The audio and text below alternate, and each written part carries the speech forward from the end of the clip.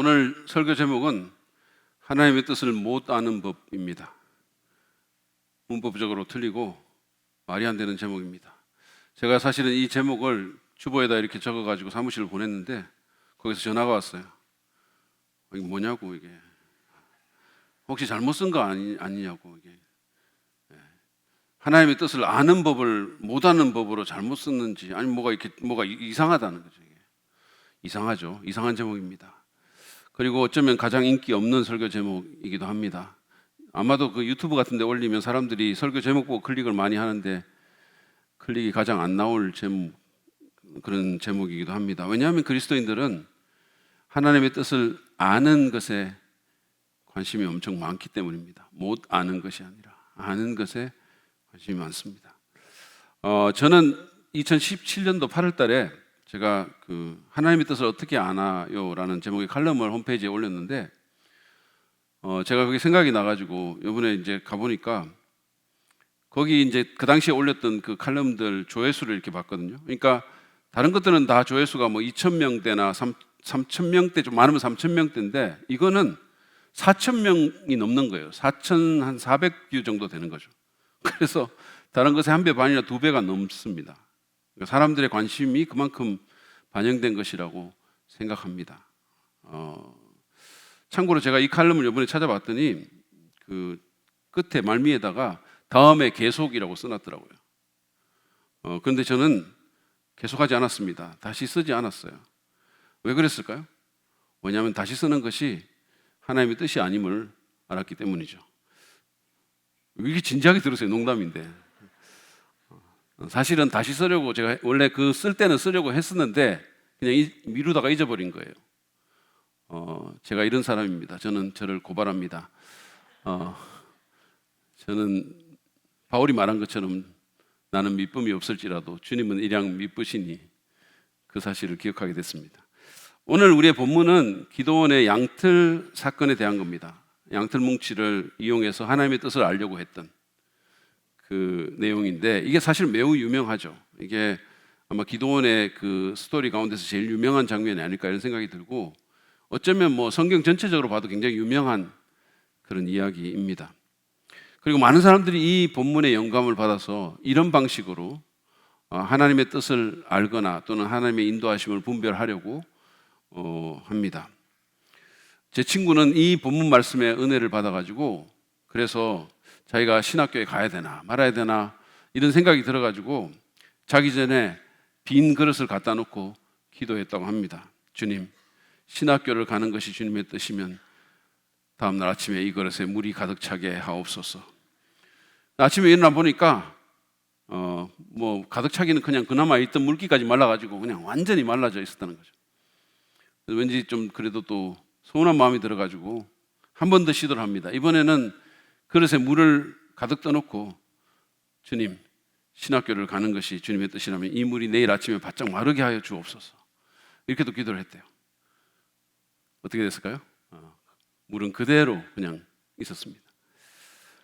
다행스럽게도 이 친구는 그럼에도 불구하고 신학교에 왔고 저하고 같이 신학을 공부했고 지금은 훌륭한 목사님이 되었습니다. 많은 책도 쓰고 수많은 사람들에게 영향을 미치는 훌륭한 목사님이 됐습니다. 만약에 그가 기도원의 방식을 그대로 따랐다면, 그래서 그걸로 주님의 뜻을 분별해서 이거 아니네, 신학교 가는 거 하나님 뜻 아니네 이러면서 안 왔다면 그분은 목사님이 안 됐을 거고 그분의 사역으로 인한 그 풍성한 열매들도 없었을 것입니다. 제가 오늘 그 하나님의 뜻에 대한 얘기를 여러분과 이 본문을 가지고 좀 나누려고 하는데 아까 말한 것처럼 설교 제목을 하나님의 뜻을 못 아는 법이라고 이렇게 제목을 붙인 것은 기드온의 양틀을 사용한 방법에 대해서 부정적인 느낌을 여러분에게 강하게 전달하고 싶었기 때문이에요. 그 방법은 하나님의 뜻을 아는 법이 아니라 못 아는 법입니다. 저는 우리가 이미 읽었던 그 사사기 6장 36절부터 40절 말씀을 통해서 이 양틀 방식의 문제점을 좀 지적을 하고 하나님의 뜻을 알 수 있는 또는 하나님의 인도하심을 분별할 수 있는 올바른 방법에 대해서 좀 생각해 보려고 합니다. 먼저 양털 방식의 문제점이 뭔지를 여러분과 나누기를 원하는데요. 첫 번째로 이 방식은 기도원의 믿음이 아니라 의심을 드러내는 것입니다. 이게 기도원이 믿음이 좋아가지고 한 게 아니라는 얘기죠.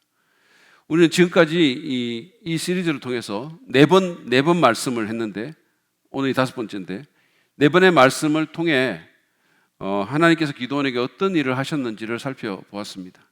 먼저 하나님은 그에게 겁도 많고 소심하고 정말 아무것도 아닌 그 사람에게 하나님이 직접 찾아가서 나타나셔서 그를 강한 용사라고 부르시면서 그를 향한 하나님의 분명한 뜻을 밝혀 주셨습니다.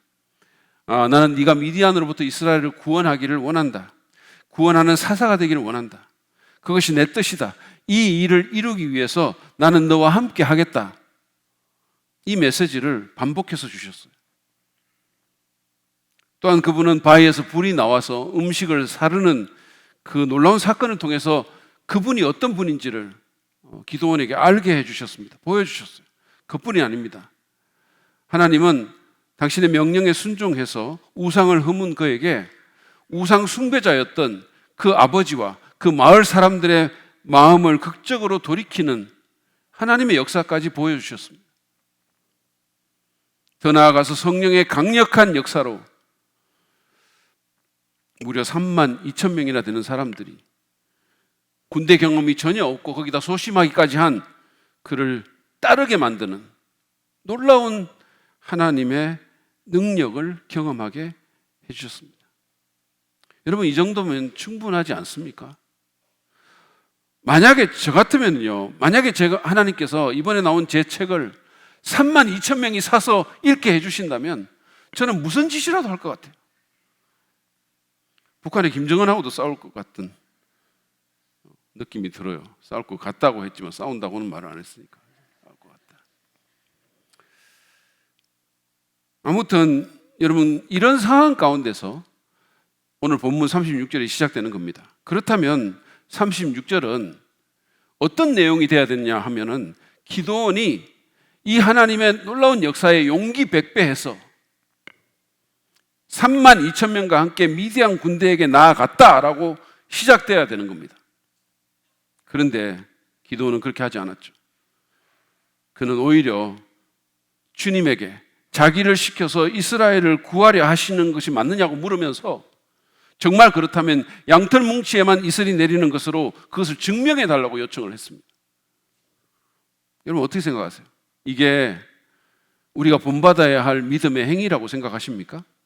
우리도 이런 식으로 하나님의 뜻을 구하거나 인도하심을 컨펌 받아야 한다고 그렇게 생각하세요?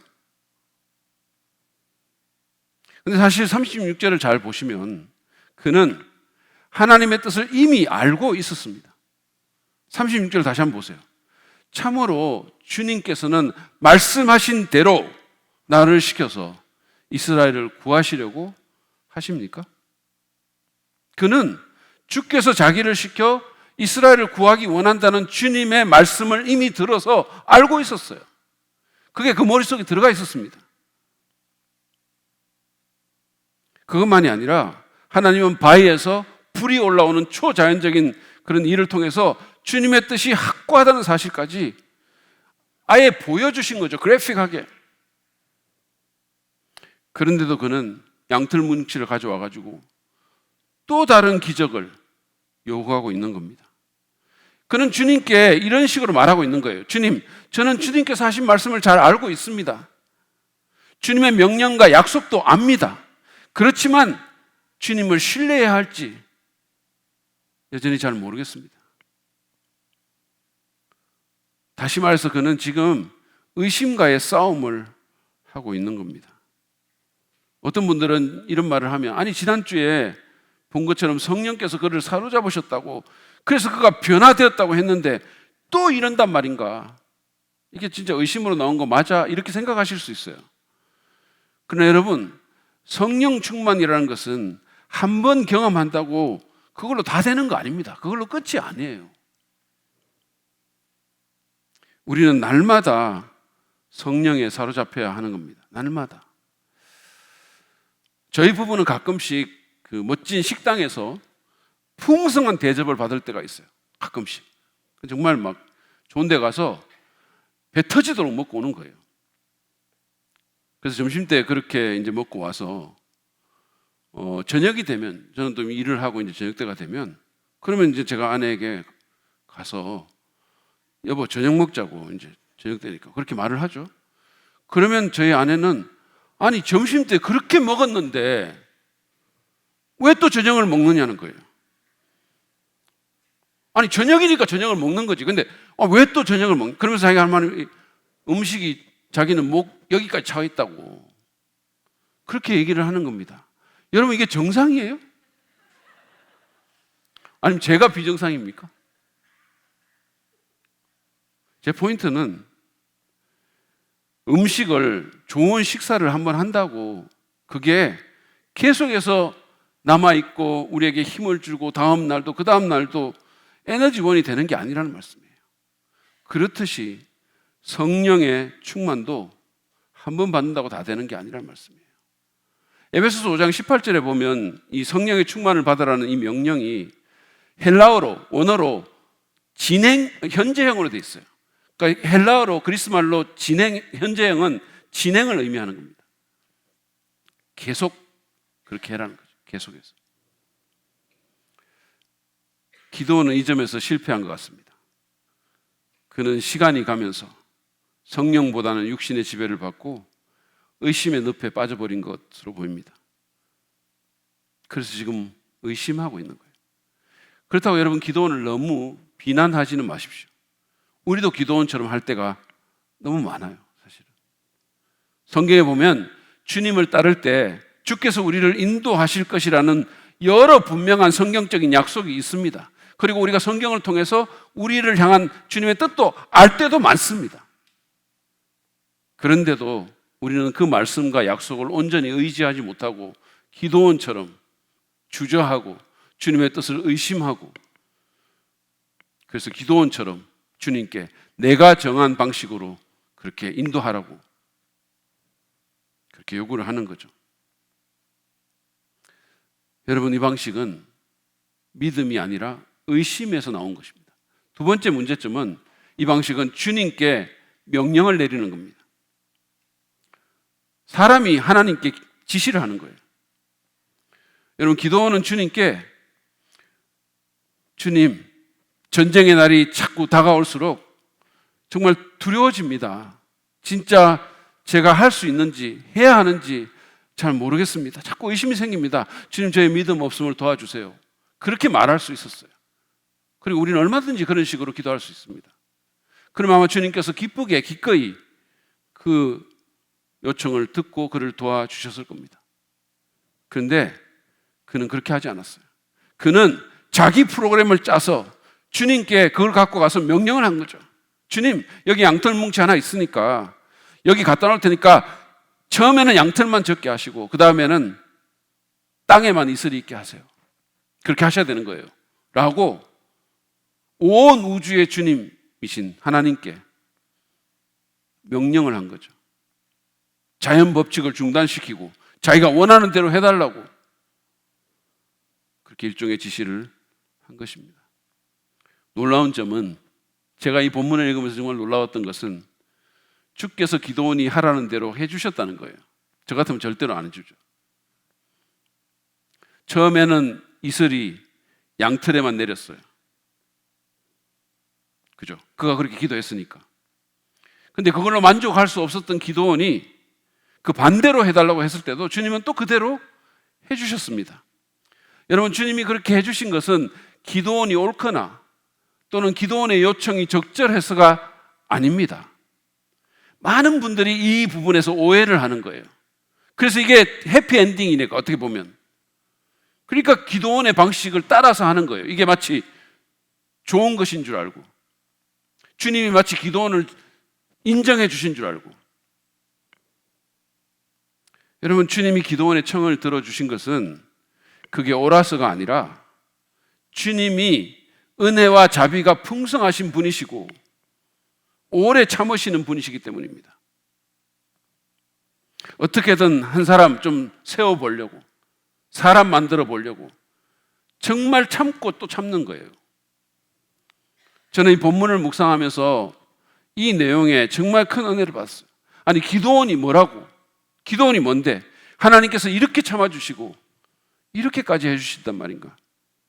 말도 안 되는 요구를 하는데, 정말 주제 넘은 요구를 하는데 그 요구까지 들어주시면서 인내 가운데서 그를 하나님의 사명자로 세워주신단 말인가? 그런 생각이 들었어요. 여러분, 기도원에게만 그러시는 게 아니잖아요. 제게도, 여러분에게도 그렇게 하십니다. 우리의 믿음 없음과 우리의 교만과 우리의 미숙함과 우리의 실패를 참아주시는 거예요. 참아주시는 거죠. 계속해서 참으시고. 생각해 보세요. 여러분의 하루를 한번 생각해 보세요. 계속 참아주시는 거죠. 말도 안 되는 일을 하는데, 말도 안 되는 말을 하는데.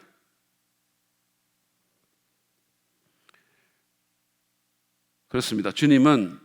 주님께서 출애굽기 34장 6절 7절에서 모세에게 말씀하신 것처럼 자비롭고 은혜로우며 노하기를 더디하시고 한결같은 사랑과 진실이 풍성한 하나님이시고 수천 대에 이르기까지 한결같은 사랑을 베풀고 악과 허물과 죄를 용서하시는 분이십니다. 그래서 그렇게 하신 거예요. 마지막으로 이 방식은 문제를 해결하지 못합니다. 문제를 해결하지 못해요. 기도원이 양털 뭉치를 갖다 놓고 첫 요청을 했을 때 한 말을 여러분 보십시오. 37절입니다. 내가 양털 한 뭉치를 타작 마당에 놓아두겠습니다.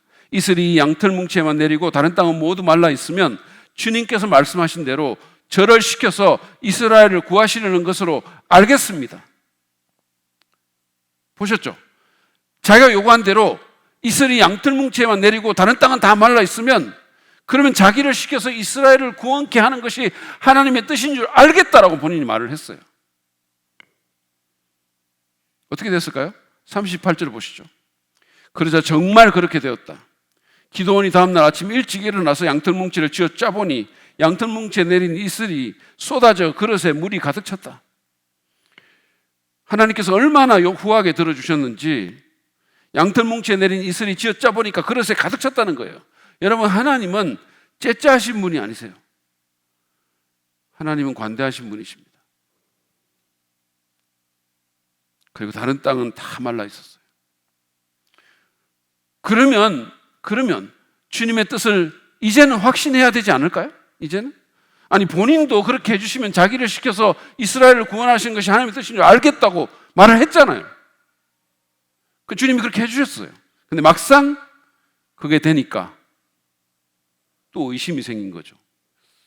이거 뭐 우연히 그렇게 된 거 아니야? 땅은 원래 잘 마르니까 뭐 이런 생각이 또 든 거죠. 그래서 그 반대를 또 요청한 거예요. 해결이 안 된 겁니다.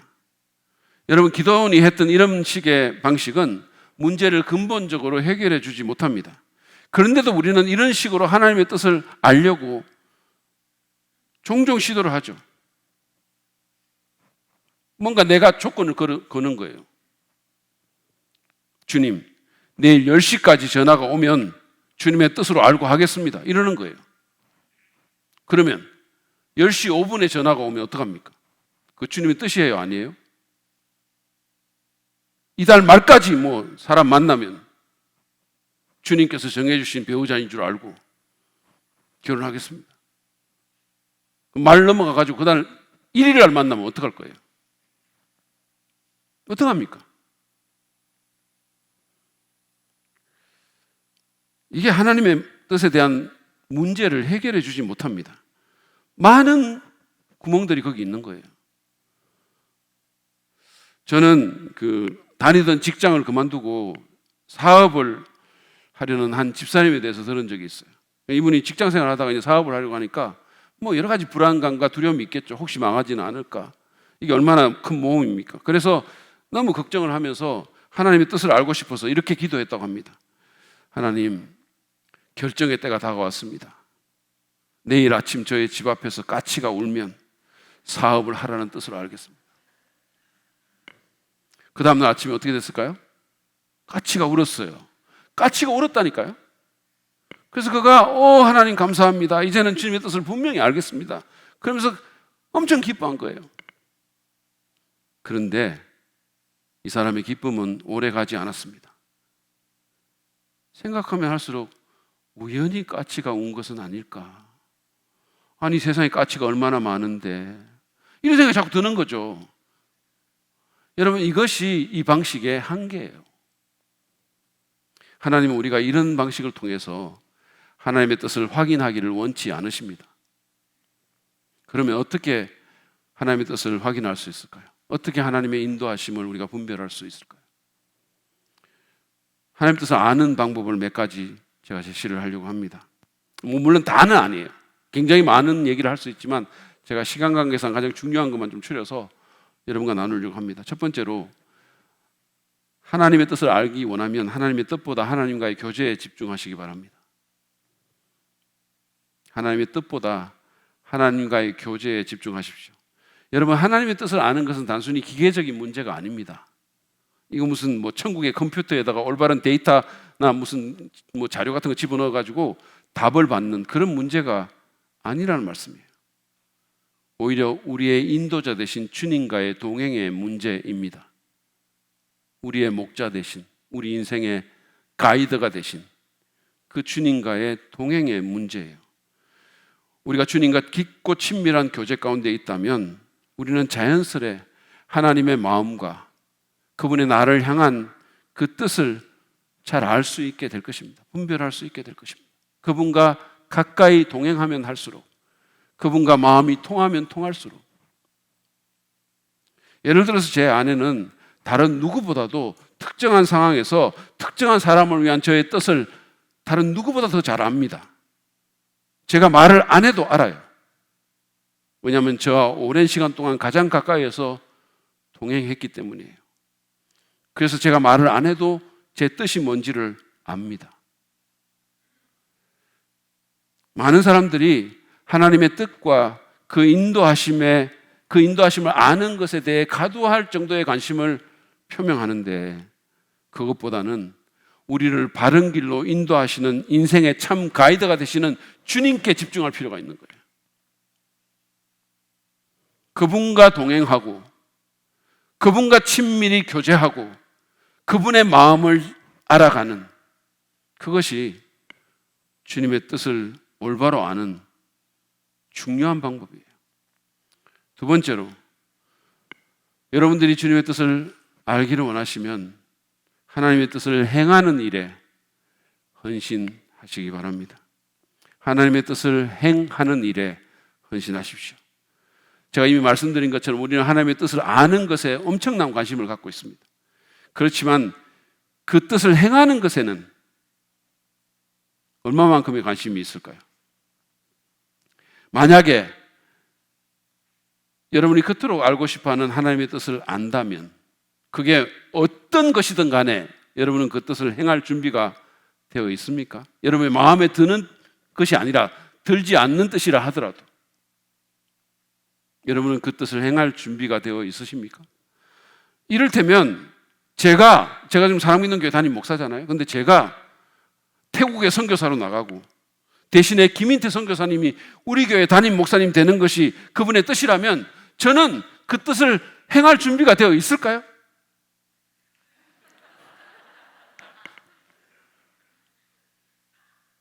그럴 수도 있잖아요. 그게 주님의 뜻이라면. 저는 있어요. 문제는 김인태 선교사님이 없다는 데 있는 거죠.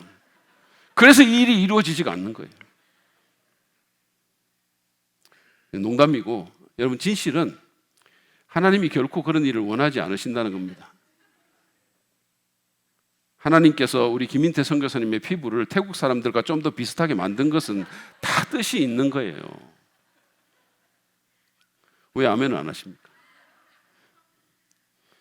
여러분 스스로에게 한번 질문해 보세요. 나는 하나님의 뜻을 행하는 것에 헌신되어 있는가? 아는 것이 아니라 행하는 것에 헌신되어 있는가? 사실 많은 사람들이 하나님의 뜻에 대해서 궁금해하면서도 그러면서도 또 유보적인 생각을 갖고 있어요. 한번 알아본 후에 할만하면 하고 내 마음에 들면 하고, 아니면 무시하겠다는 식입니다. 여러분, 하나님이 뭐가 아쉽다고 그런 사람에게 당신의 소중한 뜻을 알려주시겠어요? 저 같아도 안 할 것 같아요. 제가 어떤 뜻이 있는데, 제 아들을 향한 뜻이 있는데 아들이 말해보세요, 뭐 들어보고 뭐 할만하면 하고, 이렇게 하면 제가 왜 그거를 굳이 그렇게 알려주려고 하겠습니까? 하나님이 뭐가 부족해서, 뭐가 아쉬워서. 그러므로 하나님의 뜻을 알기 원하는 사람은 내가 하나님의 뜻을 행할 마음이 있는가라는 질문부터 먼저 해야 되는 거죠. 그 일에 내가 헌신되어 있는가? 예수님은 요한복음 7장 17절에서 이렇게 말씀합니다. 누구든지 하나님의 뜻을 행하기를 원하는 사람이라면 나의 교훈이 하나님께로부터 온 것인지 알 것이다 그랬어요. 여러분, 이게 무슨 뜻인지 아시겠어요? 하나님의 뜻을 행하기 원하는 마음이 있는 사람에게 깨달음을 주실 거라는 거예요. 뒤집어서 말하면 하나님의 뜻을 행할 마음이 없는 사람에게는 그런 게 없다는 거예요. 그러므로 하나님의 뜻을 알기 원하는 사람은 내 뜻과 내 생각을 내려놓고 하나님의 뜻이라면 무엇이든지 순종하겠다는 마음을 가져야 합니다. 예수님이 가르쳐 주신 대로 하나님이 그 뜻을 하늘에서 이루신 것처럼 땅에서도 이루어지게 해달라고 그 기도를 진심으로 할 수 있어야 되는 거예요. 내 마음에 드는 그 뜻만 자꾸 알려고 하는 게 아니라 하나님의 뜻이 무엇이든 간에 그것을 행할 수 있는데 헌신되는, 그것이 하나님의 뜻을 알기 위한 가장 중요한 조건 가운데 하나입니다. 하나님은 그런 사람에게 당신의 뜻을 자꾸만 알려주실 거예요. 세 번째로, 하나님의 말씀의 원리를 쫓으십시오. 하나님의 말씀의 원리를 쫓으십시오. 여러분, 하나님께서 말씀으로 기도원에게 당신의 뜻을 알려주셨듯이 우리를 향한 하나님의 뜻도 말씀에 직접 나와 있거나 그 말씀에 기초하고 있음을 아시기 바랍니다. 하나님의 뜻은 하나님의 말씀과 절대로 다르게 가지 않아요. 사실 하나님의 가장 중요한 뜻들은 하나님의 말씀인 성경에 명시적으로 많이 나와 있습니다. 우리 인생의 퀄리티를 바꾸는 그런 중요한 문제에 대한 하나님의 뜻이 성경에 많이 나와 있어요. 대표적인 예가 데살로니가전서 5장 16절에서 18절 말씀입니다. 항상 기뻐하십시오. 끊임없이 기도하십시오. 모든 일에 감사하십시오. 이것이 그리스도 예수 안에서 여러분에게 바라시는 하나님의 뜻입니다. 여러분, 우리가 만약에 이렇게만 살 수 있으면 이거 진짜 괜찮은 인생이에요. 근데 하나님이 그걸 우리에게 원하신다는 거예요. 그것이 하나님은 우리를 향한 뜻이라는 거예요. 여러분은 그 뜻에 순종하고 있습니까?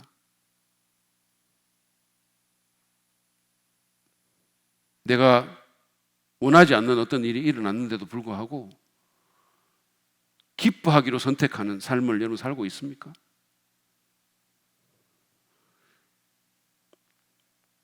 또 다른 예를 제가 하나만 더 보겠습니다. 데살로니가전서 4장 3절 말씀이에요. 하나님의 뜻은 이것이니 너희의 거룩함이라. 우리가 거룩하게 사는 것이 하나님의 뜻이라는 거죠. 우리가 거룩한 존재가 되는 것이 하나님의 뜻이라는 겁니다. 여러분, 이 거룩하다는 말은 무엇보다도 다르다는 뜻이 있거든요. 우리가 거룩한 존재가 된다는 것은 세상과 다른 사람이 된다는 거예요. 세상과 다른 삶을 산다는 거예요. 성별된 삶, 구별된 삶을 사는 것이 하나님의 뜻입니다.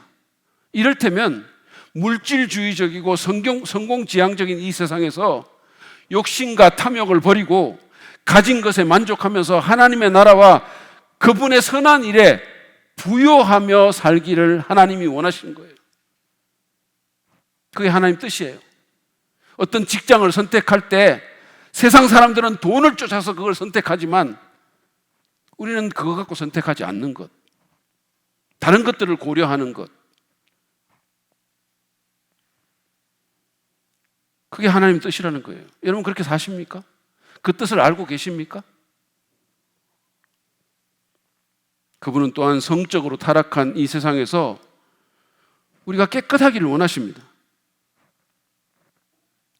순결한 삶을 살기를 원하신다는 거예요. 여러분이 결혼하지 않은 이성과 잠자리를 가지거나 동거하는 것이 하나님의 뜻인지 아닌지 물어볼 필요가 없어요. 물어볼 필요가 없습니다. 배우자가 아닌 이성과 사귀는 것이 하나님의 뜻인지 아닌지 물어볼 필요가 없습니다. 음란 사이트나 음란한 클럽에 가는 것이 하나님의 뜻인지 아닌지 물어볼 필요가 없어요. 그 뜻은 이미 성경에 나와 있어요.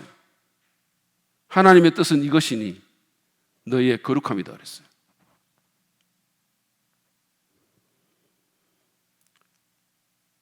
우리는 이처럼 이미 성경에 명시적으로 기록된 하나님의 뜻이 무엇인지를 분명히 알 필요가 있습니다. 많은 사람들이 어떤 지엽적인 문제에 대해서 하나님의 뜻을 막 알기를 원하는데 정말 중요한 것들, 성경에 있는 하나님의 뜻이 뭔지를 모르는 거예요. 이미 있는데.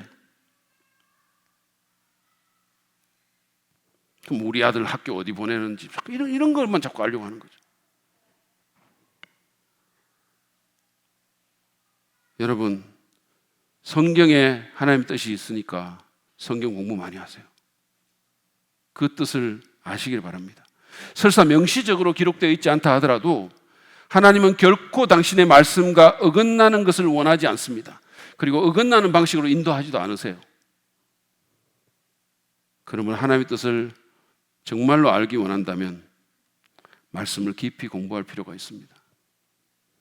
네 번째로, 여러분이 하나님의 뜻을 알기 원한다면 다른 성도들의 조언에 귀를 기울이십시오. 다른 사람들의 말을 들어보라는 거예요. 특별히 어떤 중요한 결정에 앞서서 이게 하나님 뜻일까 아닐까 이렇게 생각할 때 보통의 경우는 여러분 우리가 한계가 있고 뭔가 자꾸 이렇게 어디로 향하는 마음이 있어요. 그래서 객관성을 잃어버릴 때가 너무 많아요. 그래서 누군가에게 조언을 구하는 것이 너무도 지혜로운 방법이라는 거죠. 하나님께서는 종종 다른 사람들을 통해서 당신의 뜻을 우리에게 알려주십니다. 지금도 하나님께서 여러분을 통해서 제게 알려주시는 거예요. 설교 짧게 해라. 이제 그만하면 됐다. 많이 말했다.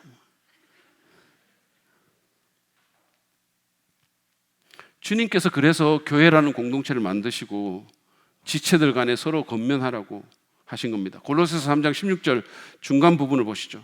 온갖 지혜로 서로 가르치고 권고하십시오. 온갖 지혜로 서로 가르치고 권고하라 그랬어요. 우리는 어떤 결정과 선택에 직면해서 하나님 뜻을 구할 때 정말 경건하고 신뢰할 만한 영적 사람들의 조언을 들어야 할 필요가 있습니다. 이거는 진짜 반드시 그래야 되는 거예요. 후회하지 않기 위해서.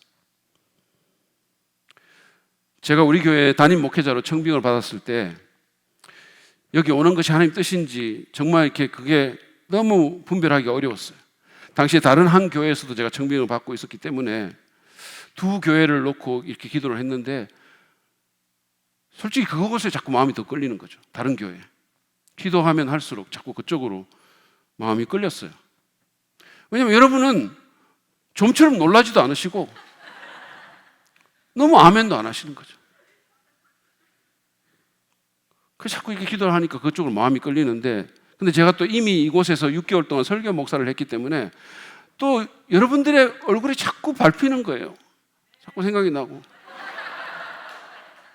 그래서 결정하기가 너무 어려워가지고 이 내 마음만으로는 하나님 뜻을 이렇게 결정하면 안 되겠다 이런 생각이 들었어요. 왜냐하면 내가 그쪽에 가고 싶으니까 자꾸 그런 마음이 드는데 그래서 제가 그 당시에 저의 담임 목사님에게 찾아가서 자초지종을 설명하고 조언을 구했어요. 여러 가지가 이렇게 얽혀져 있었거든요. 그러니까 제 얘기를 쭉 들어보시던 목사님께서 지금 우리 교회로 가라고 얘기를 해주셨어요. 그쪽으로 가지 말고 여기 가.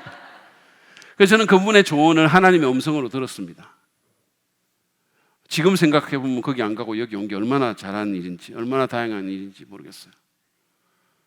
여러분은 아니십니까? 왜 거기 안 갔어? 뭐 이런 표정으로. 물론 우리가 조언을 들을 때 한 사람의 조언이 절대적인 것은 아니죠.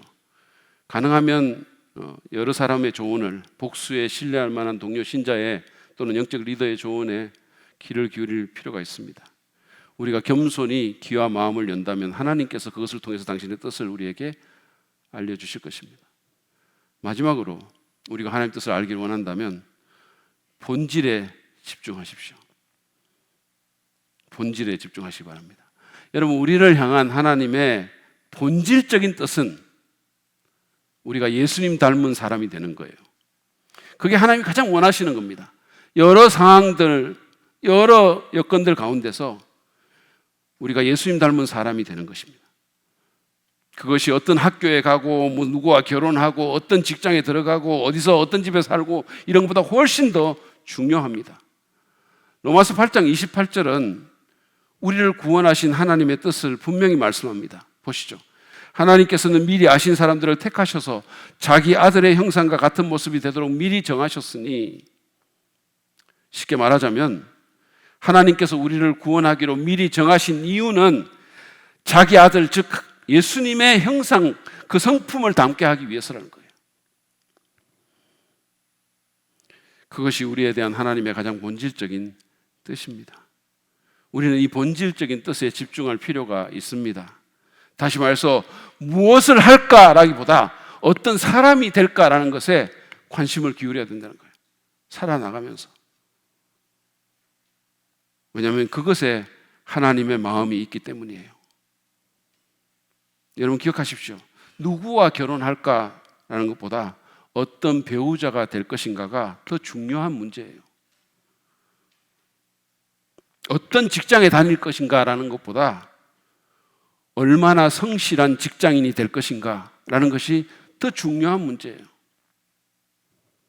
어디서 살 것인가라는 것보다 어떻게 살 것인가가 훨씬 더 중요하고 본질적인 문제입니다. 저는 솔직히 여러분 오해하지 말고 들으세요. 하나님께서 우리가 어디 살고 어떤 학교 가고 이거에 그렇게 신경 안 쓰신다고 저는 봐요. A 학교를 가야 됩니까? B 학교를 가야 됩니까? C 학교를 가야 됩니까? 다 가도 괜찮아요. 다 가도 괜찮아요. 하나님 뜻은 뭔지 아십니까?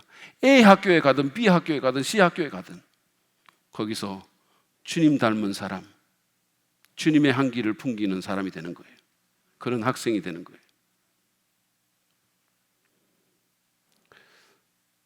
그러므로 이런 본질적인 것보다 지역적인 문제에 너무 관심 두지 마십시오. 그런 것에 초점을 두고 이런 문제에 대한 하나님의 뜻을 알려고 지나치게 애를 쓰는 사람은 솔직히 하나님의 뜻보다는 자신의 이익에 더 관심이 있을 경우가 많아요. 어떻게든 그거 알아내서 내가 손해 안 보려고, 더 성공하려고. 여러분, 하나님의 나라나 그분의 뜻에 대한 관심보다는, 그런 데 대한 걱정보다는 내가 손해보고 싶지 않고 내가 세상에서 잘 되고 싶고, 그래서 우리가 하나님 뜻 이렇게 운영하는 거 아닙니까?